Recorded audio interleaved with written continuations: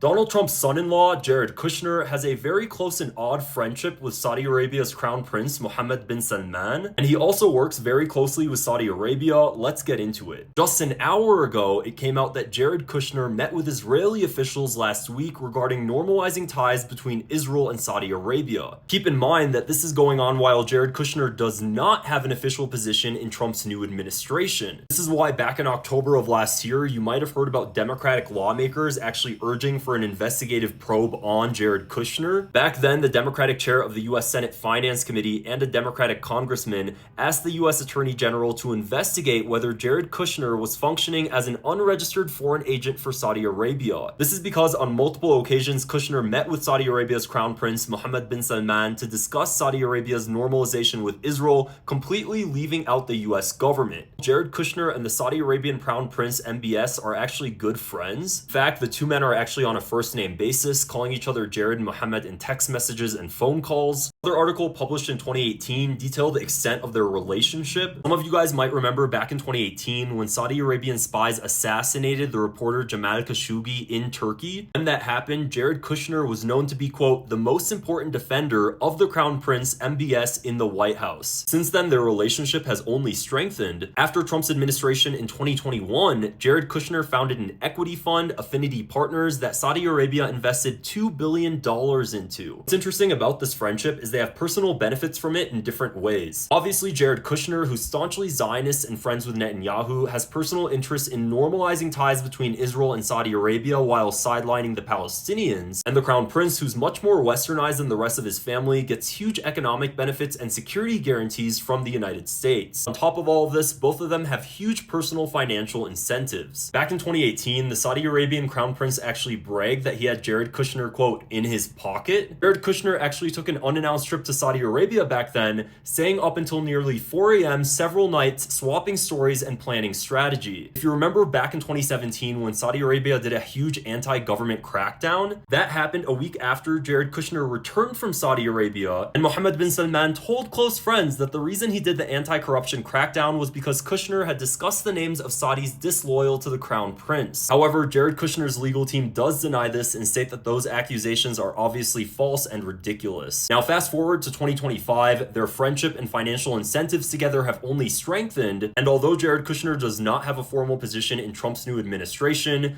these two friends likely have a lot going on behind the scenes. Pretty wild stuff. Shoot me a follow if you want to stay up to date on this and more.